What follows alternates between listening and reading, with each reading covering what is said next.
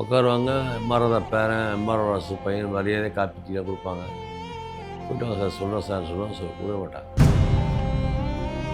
பெரிய பெரிய படத்தில் வந்ததுன்னா நான் எங்கேயோ போயிட்டு காலத்தின் கட்டாயம் பேரை கொடுத்துச்சு, புகழை கொடுத்துச்சு, பணத்தை கொடுக்க மாட்டாங்க. கேட்கல, பட் கேட்கறத வைக்கக்கூடாது. கஷ்டத்தை சொன்னாலும் அர்த்தம் என் நிலைமைப்பட்டு பார்த்துக்கோங்கன்னு சொல்லாமல் சொல்கிறதானே. பிச்சை எடுக்காமல் கௌரவ பிச்சை எடுத்திருக்கேன். சுறா நினச்சி வராது உள்ள, சுறாவாக இருக்காரா இல்லை யாராக போகிறான்னு தெரியல. காந்தி தான் தாத்தான்னு சொல்லி கேள்விப்பட்டிருக்கேன், நேரு மாமான்னு சொல்லி கேட்டிருக்கேன். அதுக்கப்புறமா ஸ்டாலின் ஒருத்தர் +1 +2 படிக்கிற பசங்க அப்பான்னு கூப்பிடுவீங்க. தாத்தாவையும் உங்கள் அப்பாவையும் கலந்து பார்த்த மாதிரி இருக்கலாமா? அதை விட என்ன வாழ்க்கையில் என் தொழில் நான் சாதிச்சு காமிச்சேன். நான் தோக்கலை, எம்ஆர்ஆர் பேர் நடிப்பில் தோக்கலைன்ற உலகத்துக்கு காமிச்சேன். எவ்வளோ கட்டுறாங்க பயப்படாது. நான் கமல்லாம் பார்க்கணும் நடிப்பு.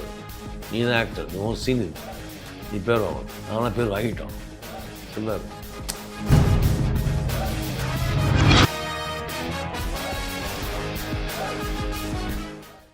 வணக்கம், நீங்கள் பார்த்துட்டு இருக்கிறது டேக் ஒன் தமிழ். நான் உங்கள் விஜய் பிராணேஷ். இன்றைக்கி என் கூட இருக்க ஒரு ஸ்பெஷல் கெஸ்ட் யார் அப்படின்னு பார்த்தீங்கன்னா, கிட்டத்தட்ட 30 வருடங்களை தாண்டி இந்த சினிமா துறையில் பயணிச்சுக்கிட்டு இருக்காரு. இவர் சினிமாவில் மட்டும் இல்லை, சீரியல்லையும் நிறையா ரோல்ஸ் நம்ம ஞாபகம் வச்சிருக்கிற மாதிரி கொடுத்துருக்காரு. அது மட்டும் கிடையாது, இவர் ஃபேமிலிக்கு அப்படின்னு ஒரு பெரிய லெகசியை தொடர்ந்துக்கிட்டு இருக்காரு. எம்ஆர் ராதா அவர்களுடைய பேரன், எம்ஆர்ஆர் வாசு அவர்களுடைய மகன், எம்ஆர்ஆர் வாசு விக்ரம் அவர்கள் தான் என் கூட இன்னைக்கு இருக்காரு. அவர்கிட்ட தான் நிறைய விஷயங்கள் பேச போகிறோம். வாங்க பேசலாம். வணக்கம் சார். வணக்கம். நான் ஆரம்பத்திலேயே சொன்ன மாதிரி கிட்டத்தட்ட 30 வருடங்களை கடந்து இந்த ஒரு பயணம் தொடர்ந்துகிட்டு இருக்கு. அந்த பயணத்தில் பார்த்திபன் அவர்கள் எம்ஆர்ஆர் வாசு விக்ரமா மாறின கதை எப்படி? பிசி குணா சார் தான் மாற்றினார். ஓகே. முதலாளி அம்மா நினைக்கிற கேரக்டர் அது நடிக்கும்போது அப்போது புதிய பாதை பார்த்திபன் வந்துட்டார். படம் ஹிட் ஆகிடுச்சு. எங்கள் பிளான் என்ன, டேரக்டர் சொன்னதே அவசரப்படாத, அவன் படம் ஹிட் ஆனால் பேரை மாற்றிடு, ஃபெயிலே போயிட்டான்னா நீ பார்த்திபன் வச்சுக்கலான்ட்டார். சரிங்க சார். ஸோ படம் பிச்சுட்டு போகுது. உடனே கூப்பிட்டே உனக்கு தான் சூட் ஆகுது, எம்ஆர்ஆர் வாசு. எம்ஆர்ஆர்னாலே எம்ஆர்ஆர் ஞாபகம் வந்துடும். வாசு உங்கள் அப்பா பேர் கூட வச்சு, கூட விக்ரம் வச்சுக்கோ போடு, அவர் வச்ச பேர் தான். பட்டு அதுவாக ஒரு வாய்ப்பு. முதல்ல நான் தேடி போவேன். உட்காருவாங்க. எம்ஆர்ஆர் பேரன், எம்ஆர்ஆர் வாசு பையன் மரியாதை காப்பி டீலாம் கொடுப்பாங்க.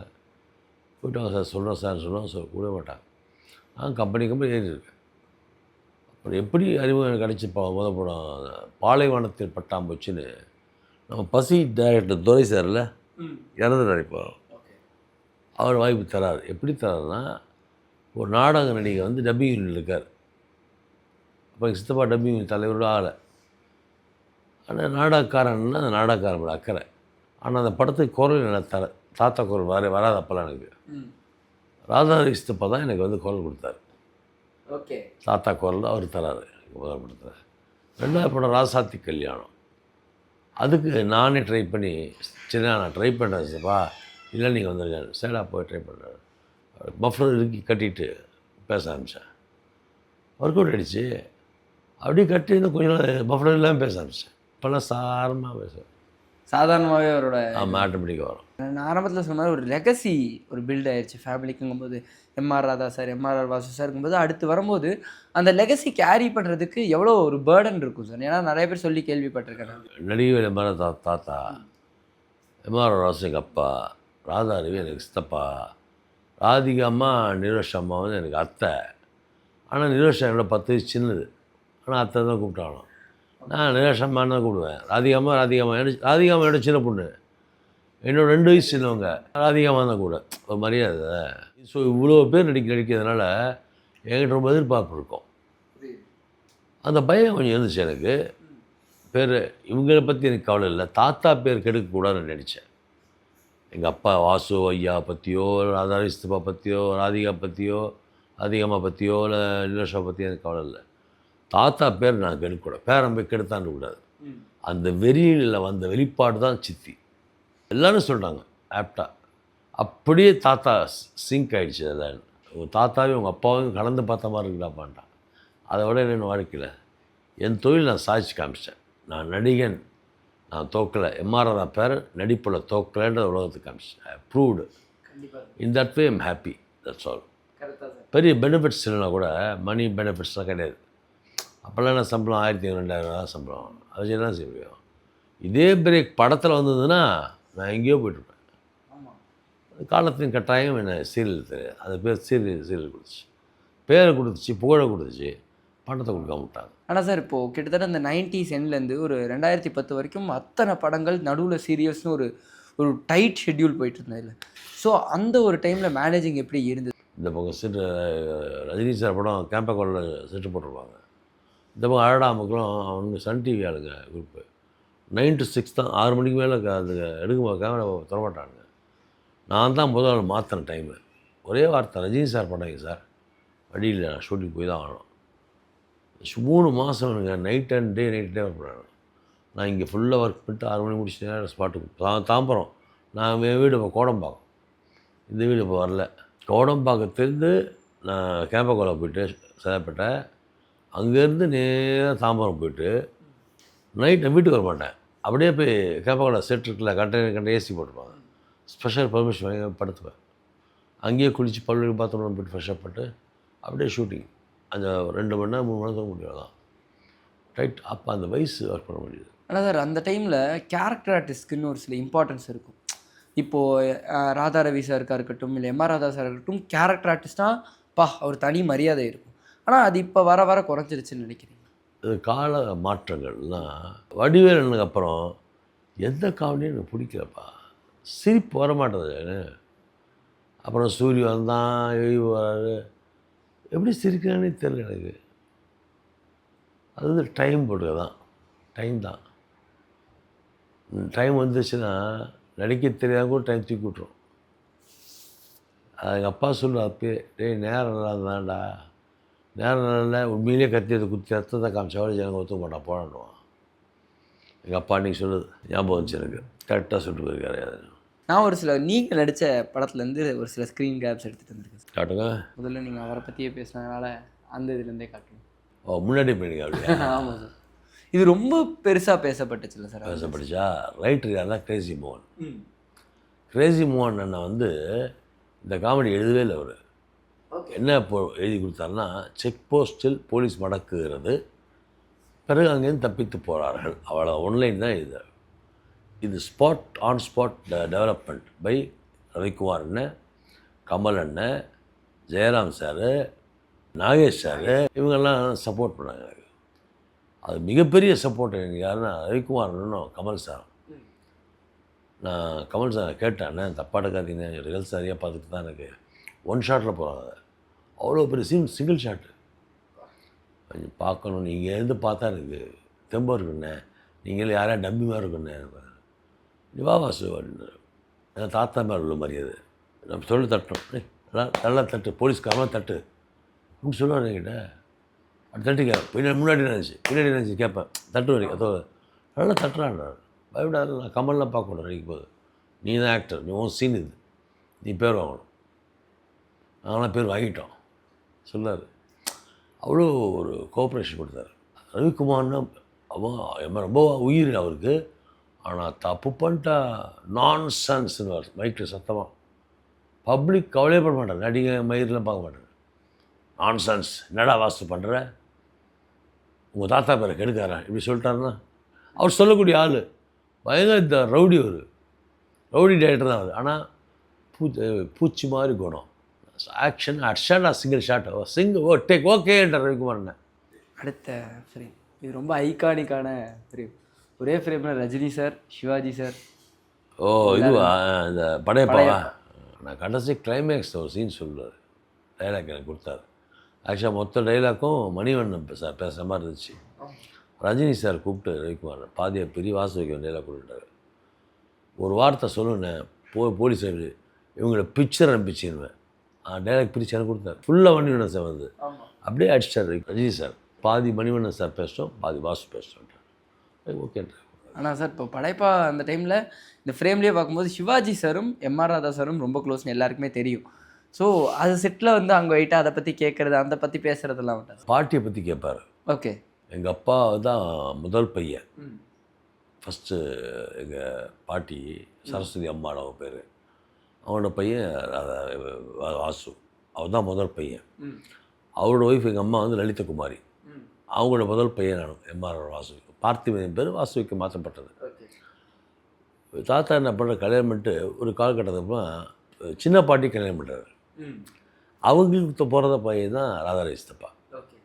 அப்போ பெரியவங்க பேர் சரஸ்வதி அம்மாள், சின்னவங்க பேர் தனலட்சுமி அம்மாள். சிவாஜி சார் எப்போ கேட்பார், சரஸ் அக்கா எப்படி தான் இருக்குது, ஏன்னா பெரியவங்க அவங்க. தனம் எப்படி இருக்குன்னு கேட்பார், ஏன்னா தனம்மா சிவாஜியோட சின்னவங்க வயசில். தனம் எப்படிடா இருக்குது, அதில் மரியாதை பாரு, சரஸ் அக்கா அப்படி, தனம் எப்படி இருக்குது, ஏன்னா இவ்வளோ வயசு கம்மியாக. அது தனம்னு கேட்பார். வளர்ந்துட்டார்ல அவர், மிஞ்சின அக்கா தான் கூப்பிட்டு போட்டிருக்கு, வளர்ந்து தான் இன்னொருத்தர் அப்படி கூப்பிட்டார் போட்டிருக்காரு. ஆனால் எப்படி மரியாதை கூப்பிடுவார் அது. ஆனால் அன்றைக்குமோ மூடினா மூணு தெரியல இருக்குது. சரஸ் அக்கா எப்படா இருக்குது, நல்லா இருக்குங்க ஐயா. தனம் எப்படி இருக்குன்னு கேட்டார். அப்போ தான் எனக்கு தெரிஞ்சுது, ஓ வயசு சின்னவங்களாக இருந்திருப்பாங்க போட்டிருக்கு, இல்லை இவர் நக்கலில் பேசுகிறான்னு தெரியல, எனக்கு குழப்பமாக இருந்துச்சு.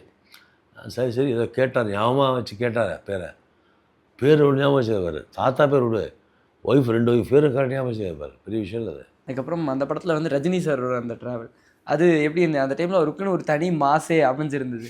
ஸோ அது எப்படி? ரஜினி சார் தாத்தாவோட மிகப்பெரிய ஃபேன் அவர். அதனால் எனக்கு ரொம்ப புரியும் அவருக்கு. அவர் அடிக்கடி கேரக்டர் கூப்பிட்டுருவார், பேசுவார் என்கிட்ட, ஃபேமிலி பற்றி விசாரிப்பார், இத்தனை பசங்க என்ன எது எப்படி இருக்கா எல்லாம் விசாரிப்பார். தங்கமான மனுஷன்ப்பா அவர் நல்ல மனிதர். இப்போ வரைக்குமே அந்த ஒரு ஸ்டார்டம் மெயின்டைன் பண்ணிகிட்டு இருக்கார்ல சார்? சிவாஜி சாருக்கு ஃபேமிலிக்கு ரொம்ப பிரச்சனை இருந்தப்போ சந்திரபாபு நடிச்சு கொடுத்து பிரச்சனை சால்வ் பண்ணார்ல. பட் எனக்கு ஒரு சின்ன வருத்தம் ரஜினி சார் மேலே. சிவாஜி சாருக்கு ஏற்கனவே கோடிக்கணக்கான சொத்து இருக்குது, அவங்க சொத்தை விற்றாலே அவங்க பொழைச்சிக்கலாம். எங்கள் மாதிரி ஃபேமிலியில் அப்படி கிடையாது, எனக்கு அவ்வளோ சொத்து கிடையாது. ரஜினி சார் தெரியும், நல்லாவே கூட நல்லா சொல்லியிருக்கேன் பிரச்சனை வேறு. எம்ஆர்ஆ குடும்பத்துக்கு எனக்கு தலைப்பேரன் இல்லை. நான் வாழ்ந்த காலத்தில் சிவாஜி சார் பண்ண தப்பு இல்லை, அவருக்கு கொடுக்க அவர் பணம் எங்கள் குடும்பத்துக்கு பண்ணிடலாம் ரஜினி சார் நினைப்பேன். நான் ஒரு முதல் பேரன் இல்லையா, ஒருத்தர் உதவி பண்ணி என் கூட 4 பேருக்கு நல்லது பண்ணுறதில்ல. அது செய்யாமல் நானும் கேட்க மாட்டேன். எம்ஆர்ஆ பேரன்றதுனால நக்கல் இருக்கும், திமிர் இருக்கும். அவர்கிட்ட எனக்கு திமிர்லாம் கிடையாது, எனக்கு மன வருத்தப்படுறேன். ஓப்பனாக பேட்டில் சொல்கிறேனே, ஏதாவது செஞ்சிடலாம் நம்ம கஷ்டத்துக்கு. ஏன்னா என் சிரமத்தை சொல்லிட்டு கடைசியாக பாப்பா வீடை விற்றுட்டு வாடகை வீட்டுக்கு போய்டுவேன்னு சொல்லுவேன். நம்ம இருந்தப்போ சொன்னேன், அப்படியா நல்லா ஒன்று காப்பிடாது எல்லாம் வருவேன்னு சொல்லிவிட்டார். வாயு வார்த்தை விட்டார். எனக்கு மிகப்பெரிய வருத்தம். நடிகர் திலகம் எவ்வளோ சூரக்கோட்டையில் இருக்குது, இடம் இருக்கவங்களுக்கு, சாந்தி தியேட்டர் இருக்குது, இவ்வளோ இருக்கும் போதே கஷ்டன்றாங்க, அது தராது. ஆனால் எம்ஆர்ஆ எவ்வளோ பெரிய ஆள் உங்களுக்கு அவருக்கே தெரியும். நடிகர் திலகத்தை விட நடிகர் வேல் பெரிய ஆள்னு தெரியும். அவருடைய பேரன்னு எனக்கு முதல் பேரன்னு தெரியும். நானும் கேட்கல, அதுவும் தப்பு சொல்லுவேன், நானும் கேட்கல. பட் நான் கேட்குறத வைக்கக்கூடாது. அவர் கஷ்டத்தை சொன்னாலும் அர்த்தம் என் நிலைமைப்பட்டிருக்கு பார்த்துக்கோங்கன்னு சொல்லாமல் சொல்கிறதானே. பிச்சை அப்படி எடுக்காமல் கௌரவ பிச்சை எடுத்திருக்கேன். அவர் காதில் என்ன எடுத்துகிட்டு தெரில. எனக்கு பெரிய மன வருத்தம் ரஜினி சார். எனக்கு எவ்வளோ க்ளோஸ்அப் ஆனவர். ஃபோன் பண்ணி கேட்டனால என்ன வாசப்படுற, எத்தனை வாட்டி என் லைனில் வந்துருக்காரு என் ஃபோனில். அப்போலாம் அடிக்கடி பேசுவேன். இப்போ தான் நிறைய பாடி கார்ட்ஸ் தான் போட்டு அந்த பொண்ணு மாற்றிடுச்சு, நெருங்கவே முடியல. விட்டேன், ஃபோனில் எடுக்க மாட்டார். சரி விட்டேன். கடவுள் யாரை நம்பியும் நம்மளை பிறக்கவே இல்லை. எங்கள் அப்பா அம்மா ரஜினி சாரை கேட்டால் பெற்றாங்க. ஆனால் இவ்வளோ பெரிய மனுஷன் இல்லை, பாசமாக இருந்தார். பணமாக ஒரு பஞ்சமாக ஒரு பணம் அப்படின்னா எல்லாம் பிரச்சனை முடிச்சிடலாம். அவர் ஸ்டைல்லே பண்ணலாம் எல்லாமே. எங்கள் கண்ணுக்கு அவருக்கு தெரியல போட்டிருக்கு. இல்லை எனக்கு நேரம் சரியில்லையா, அவருக்கு எனக்கு ஒட்டுல போட்டிருக்கு. எனக்கு ரஜினி சார்கிட்ட உரிமையில் தான் பேசுகிறேனே தவிர குறை சொல்லலை. என்னது ஓ ஒரே நேரத்தில் அஜித் தம்பி படம் நடித்தேன், விஜய் தம்பி படம் 2 படம் நடித்தேன். பாபா ஷூட்டிங் இருக்கும், முடிச்சு வசீகரா போவேன், வருவேன், முடிச்சு வில்லன் வருவேன். நடுவில் அடாமல் ஒரு ப்ரோக்ராம் சன் டிவியில். அஜித் ரியலி ஸ்ட்ரெயிட் ஃபார்வர்ட், உண்மையை மட்டும்தான் பேசப்பட. நான் எம்ஆர்ஆ பேரன் அப்பெல்லாம் பிரித்து பார்க்க மாட்டேன். அவர் சக நடிகர்கள் அவருக்கு பிடித்த ஆளாக தான் எல்லோரும் கொடுக்க மாட்டாங்க. குறிப்பிட்ட சில நம்பர் பிடிக்கும் அவருக்கு. பிடிச்ச கூட்ட உட்காரச்சு டீ கொடுத்து காஃபி டீ கொடுத்து தம் கொடுப்பார். அவர் அடிப்பா இப்போ விட்டதெல்லாம் தம்மை கொடுப்பார். அடிங்கண்ணான்னாரு. என்ன பண்ண தம்பி இந்த மாதிரி இதுக்கு சொல்லுவேன். நீங்கள்லாம் பெரிய வயசுக்காரங்கண்ணே, நீங்கள் அடிங்கண்ணே, இதை மாதிரி மேடம் பேசிட்டு போவோம். நல்லா பேசு தம்பி. வாய்ப்பு நானும் கேட்டு பார்த்தேன் அவர்கிட்டையும். ஒரு வாட்டி கேட்டேன், இன்னொரு தேவா இருக்கும்போது ஒரு வாட்டி 2 வாட்டி கேட்டேன். அப்போ ஒரு வாட்டி கேட்டேன். தேவா இருக்கும்போது தான், தேவா போனப்போ லிங்கே தான் போயிடுச்சு. 3 வாட்டி கேட்டேன். எப்போயும் நான் 3 வாட்டி தான் கேட்பேன். ஏன்னா 4வது வாட்டி கேட்டால் அது பிச்சை ஆகிடும். சிறுத்தை சிவா டேரக்டர்னு கேட்டேன். அவரையும் 3 வாட்டி கேட்டேன், தரல. பிச்சை மட்டும் எடுக்க மாட்டேன். 3 வாட்டி வாய்ப்பு கேட்குறது நட்பு ரீதியாக கேட்குறது. நீ தெரிஞ்ச வேண்டாம்ப்பா, நீ படம் எடுக்கிற, ஒரு வாட்டி கேட்பேன், 2 3 வாட்டி கேட்குறேன். 3 வாட்டிக்கு மேலே எடுத்தால் நீ தரலன்னா அது பிச்சை தானே அது. அவங்க நம்பரை ரெஸ்ட் பண்ணுவேன். என் பழக்கம். கடைசி ஃபோட்டோ சார், இதில் நீங்கள் மாடுலேஷன் எல்லாமே வந்து கிட்டத்தட்ட எம்ஆர் ராதா சாரோட அந்த ஒரு வாய்ஸ் மாடுலேஷன் தான் ட்ரை பண்ணி. வசீகராவா? விஜய் சாரோட. விஜய் நல்ல மனுஷன்பா, நல்ல மரியாதை தம்பி, நல்லா அருமையாக பழகக்கூடியவர் தான். அவரும் குறிப்பிட்ட ஆள் தான் பழகுவார், எல்லாரையும் பழகிட்டு மாட்டார், நல்லா பேசுவார். அவர்கிட்ட வாய்ப்பு கேட்டேன், ஒரு வாட்டி 2 3 வாட்டி ஷூட்டிங் போய் கேட்டேன். அப்புறம் படம் முடிஞ்சு ஒரு 2 வாட்டி படம் முடிவு நடிக்கவும் கேட்டேன், ஒரு தனியாக போய் பார்த்து கேட்டேன். அதுக்கப்புறம் பிச்சை எடுக்க விரும்பவில்லை, கட்டு அந்த தூக்கிட்டேன். ஆனால் இப்போ விஜய் சார் வந்து டோட்டலாக இந்த சினிமா விட்டே போகிறாரு. இவரெல்லாம் சினிமா அனுப்ப போகுது ஒரு நாளைக்கு. சிவாஜி வீட்டுக்கு சினிமா யாது, விஜயெல்லாம் ஏமாத்துற பாவம். அவருக்கு தோணுச்சோ என்னமோ, இதுக்கப்புறம் திடீர்னு அவுட் ஆகிடுச்சுன்னா ஃபீல்டில் இருக்கும்போது போய்ட்டா கிரேஸோடு வந்துடும் கட்சியில் நினப்பு தான். சுறாவா எறாவான்னு 2006 எலெக்ஷனில் தெரிஞ்சிடும்.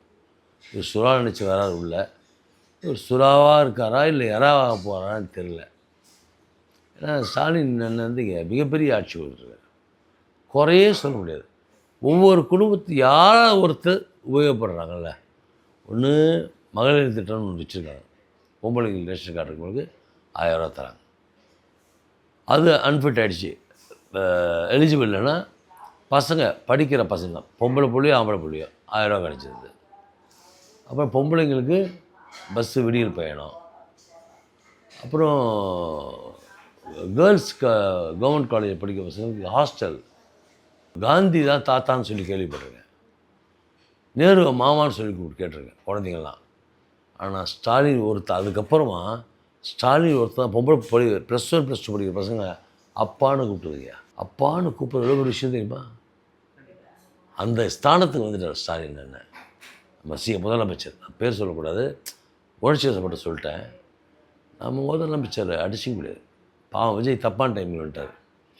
திமுக எங்கேயோ போயிடுச்சு, அவுட் ஆஃப் 200 தாண்டி அடிக்கும். விஜயெல்லாம் சொராலாம் எறாக போகுது காலி. ஆனால் அவரோட அரசியல் பார்வை எப்படி சார் பார்க்குறீங்க? சினிமாலேருந்து வந்திருக்காரு, அந்த ஒரு பார்வை இருக்கும்னு நினைக்கிறீங்களா? அவர் ரசிகர்கள் ஓட்டு போடுவாங்கப்பா, இல்லைன்னு சொல்ல. ஆனால் எல்லா ரசிகரும் ஓட்டு போடுவானா? கலைஞருக்கு பேசினாருன்னா அப்படி கூட்டம் நிற்கும். பேச கேட்டு போய் ஓட்டை வந்து எம்ஜிஆர் ஐயாவுக்கு போடுவாங்க. இதெல்லாம் பார்த்தவன் வளர்ந்தவன்னா அவ்வளோ சீக்கிரம் நம்ப மாட்டேன் இந்த கூட்டத்தெல்லாம் பார்த்து. ஆனால் எம்ஜிஆர் அவர்களோட தான் அவர் அதிகமாக கம்பேர் பண்ணுறாங்கல்ல சார், அதை எப்படி பார்க்குறீங்க? எம்ஜிஆர் அவருக்கு அன்கம்பேரபிள் மேன். அவரை கடவுளாக நேசித்தார்கள். இவரை நடிகராகத்தான், சராசரி மனிதனாகத்தான் நினைக்கிறாங்க. வித்தியாசம் இருக்குது. இவனுக்கு விஜய் எம்ஜிஆர் நினச்சிட்டாலா?